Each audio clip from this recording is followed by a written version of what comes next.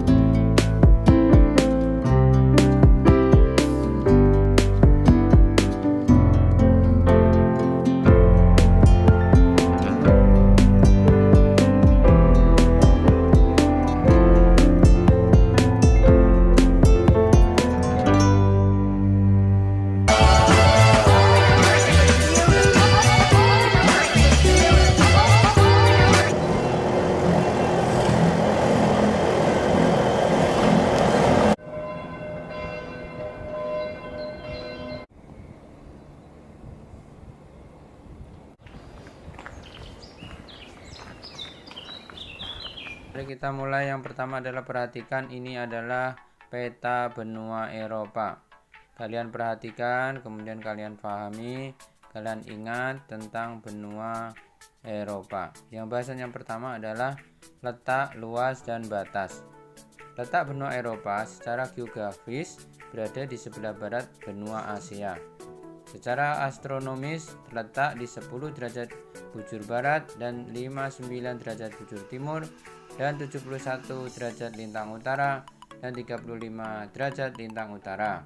Luas benua Eropa 10.355.000 km persegi, 65% luas wilayah dataran dunia.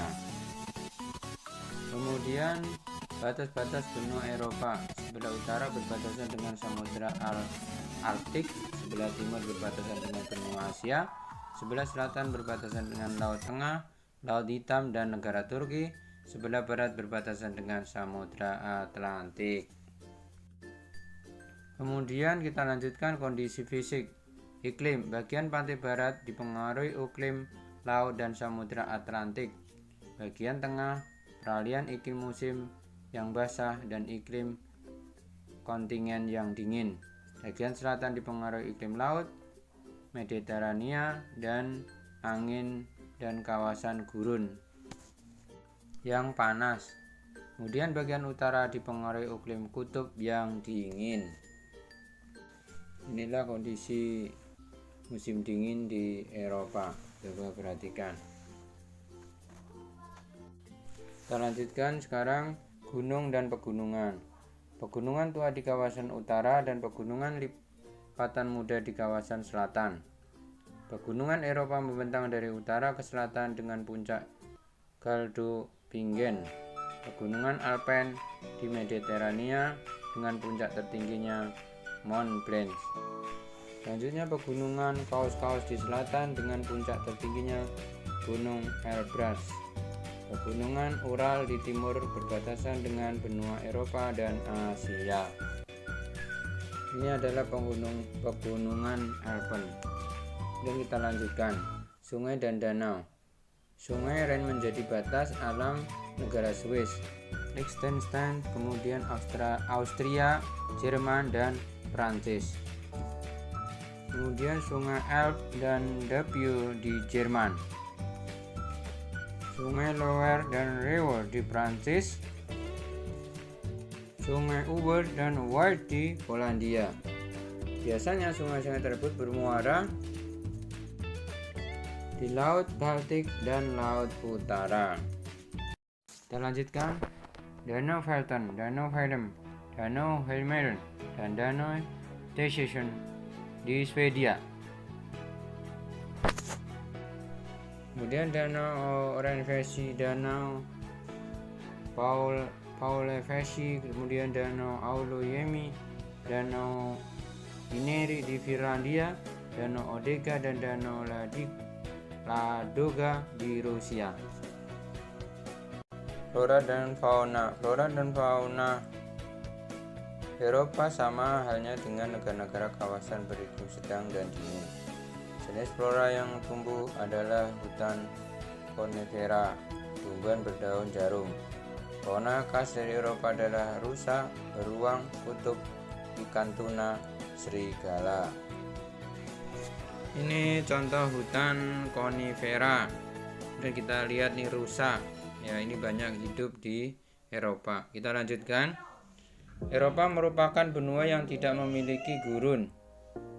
Memiliki 3 semenanjung yang tersebar di wilayah utara, yaitu semenanjung Skandinavia di utara dan semenanjung Siberia di barat, dan semenanjung Italia di bagian selatan.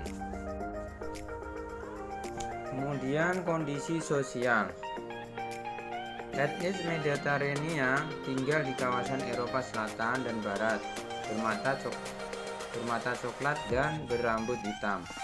Kemudian etnis Slavia tinggal di kawasan Eropa Timur, bermata abu-abu, kebiruan dan berambut pirang, keputih-putihan. Etnis Alpen tinggal di kawasan tengah, bermata coklat dan berambut pirang kecoklatan. Kemudian etnis Nordik tinggal di kawasan utara, bermata biru dan berambut pirang. Kita lanjutkan universitas-universitas di Eropa. Yang pertama adalah Universitas Cambridge dan Universitas Kingdom. Universitas Cambridge dinilai yang terbaik kedua di peringkat Universitas Dunia tahun 2009. Universitas Cambridge adalah salah satu universitas tertua di dunia dan salah satu yang terbesar di Inggris.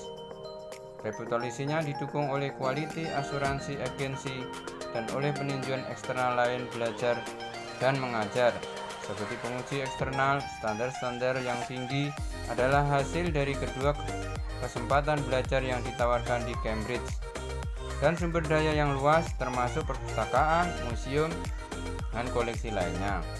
Pengajaran terdiri tidak hanya dari kuliah, seminar, dan kelas praktis yang dipimpin oleh orang-orang yang ahli di bidang dunia mereka, tetapi juga mengajar lebih personal diatur melalui college. Banyak peluang bagi siswa untuk berinteraksi dengan ulama dari semua tingkatan, baik secara formal dan informal. Yang kedua adalah Universitas Oxford, kemudian Universitas Kingdom. Universitas Oxford adalah perguruan tinggi tertua berbahasa Inggris yang berlokasi di kota Oxford, Inggris. Sejarah universitas ini dapat ditelusuri paling tidak mulai akhir abad ke-11, walaupun tanggal tepat pendiriannya tetap tak jelas. Menurut legenda, setelah pecahnya kerusuhan antara mahasiswa dan penduduk kota pada tahun 1209, beberapa akademisi Oxford melarikan diri ke timur laut, ke kota Cambridge, dan mendirikan Universitas Cambridge.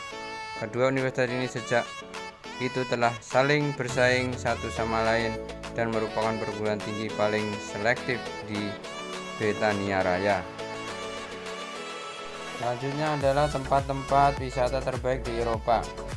Yang pertama adalah Cappadocia, Turki. Tempat wisata terbaik di Eropa. Tempat wisata di Eropa adalah Cappadocia di Turki, merupakan salah satu tempat wisata terbaik di Eropa yang menampilkan pesona bukit berbatuan yang kini menjadi kota eksotis. Di sana terdapat ngarai, lembah, dan bukit indah ditambah dengan bebatuan raksasa. Salah satu bangunan yang dibuat yakni Istana Ushishor. Istana ini mempunyai beragam ruangan, terdapat di atas bukit dengan pesona yang indah. Yang kedua adalah Sagrada Familia di Spanyol. Salah satu tempat wisata di Eropa ini yakni Sagrada Familia di Barcelona, Spanyol. Di sana terdapat gereja Katolik yang dirancang langsung oleh Antoni Gaudi dengan desain bangunan megah, desain artistik yang indah, ditambah pesona di gereja Sang Grada Family pada malam hari. Selanjutnya adalah Bruges, Belgia. Bruges merupakan kota terbesar di provinsi West Flanders di Belgia. Kota ini didirikan di atas sebuah kanal dan merupakan kota terbaik di dunia di abad pertengahan. Para wisatawan di sana dapat menikmati keindahan kota sambil bersepeda. Karakteristik benua Eropa. 1. Memiliki banyak fjord di kawasan utara Skandinavia. Mayoritas penduduknya tinggal di perkotaan. Kemudian benua pertama yang telah menerapkan sistem mata uang tunggal yaitu euro. Benua Eropa dilalui garis bujur 0 sebagai awal perhitungan waktu dunia yaitu Greenwich, Inggris. Terdapat wilayah rawa terluas yaitu rawa Pripyat di perbatasan Belarusia, Rusia. Ini adalah contoh rawa Pripyat. Kemudian memiliki 5 negara terkecil di dunia yaitu Liechtenstein, Andorra, Monaco, San Marino, dan Vatikan. Terdapat negara-negara pelopor kolonialisasi dan penjajahan samudra seperti Inggris, Spanyol, Portugal, Prancis, dan Belanda. Memiliki pusat bahasa internasional yaitu bahasa Inggris. Memiliki bangunan keajaiban dunia seperti Menara Eiffel di Prancis, Menara Pisa, Colosseum di Italia. Demikian bahasan kita tentang benua Eropa. Jika ada pertanyaan silahkan tulis di kolom komentar. Dan sekian bahasan kita hari ini, semoga bermanfaat. Sekali lagi terima kasih, semoga bermanfaat, dan dukung kami. Yang belum subscribe silahkan ditekan tombol subscribe-nya, tekan tombol lonceng biar tidak ketinggalan informasi, like dan share ke grup-grup yang lain. Mohon maaf jika ada kekurangannya, dan sampai jumpa di konten-konten yang lain di Sahabat Sekolah. Terima kasih. Wassalamualaikum warahmatullahi wabarakatuh.